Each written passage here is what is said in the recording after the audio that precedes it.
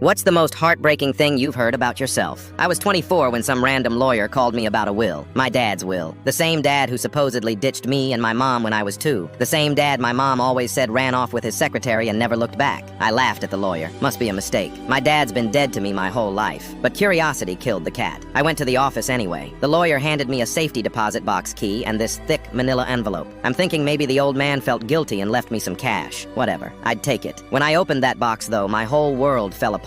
There were hundreds of letters, all addressed to me, starting from when I was 3 years old and going all the way up to last month. None of them ever sent. The first one said, "Happy 3rd birthday, Mason. I hope you got the bike I sent. Your mom probably threw it away, but I had to try. I never got any bike. I remembered that birthday. Just me and my mom eating gas station cupcakes because she spent our food money on cigarettes. Letter after letter. Pictures of me as a toddler that I'd never seen before. Me at a park. Me sleeping in a stroller. Me laughing at something off camera. All taken by him. Then I found the police reports. From when I was 4, 5, 6 years old. Missing person reports. My dad filing them over and over again. The cops kept telling him there was nothing they could do. My mom had legal custody and the right to move wherever she wanted. There were receipts for private investigators. Phone bills showing hundreds of calls to our old number that always went straight to voicemail. One letter from when I was 8 said, "I saw you at the grocery store today. You were with your mom and some guy with a black eye who kept yelling at you both. I wanted to run over and grab you, but I knew you'd be scared. You don't even remember me. I followed you home to make sure you were safe, but I couldn't do anything else." I remembered that guy, Rick. He put me in the hospital twice before my mom finally kicked him out. My dad was watching. My dad was there. Another letter said, "Your mom told everyone I hit her. She showed them fake bruises she made with makeup. Now your grandparents won't even talk to me. They think I'm dangerous. I've never hit anyone in my life. I just wanted my son back." The last letter was dated 3 weeks ago. "Mason, you're 24 now. Old enough to make your own choices. I know you probably hate me. Your mom did a good job making sure of that. But I want you to know I tried. I tried so hard to find you that I went broke. I hired lawyers, investigators, anyone who would help. I spent 22 years looking for my son. The worst thing wasn't losing you. It was knowing you would grow up thinking I abandoned you when leaving you was the last thing I ever wanted to do." My hands were shaking as I read that last part. There was a photo tucked inside. Me at my high school graduation. He was there, in the crowd, watching me walk across that stage.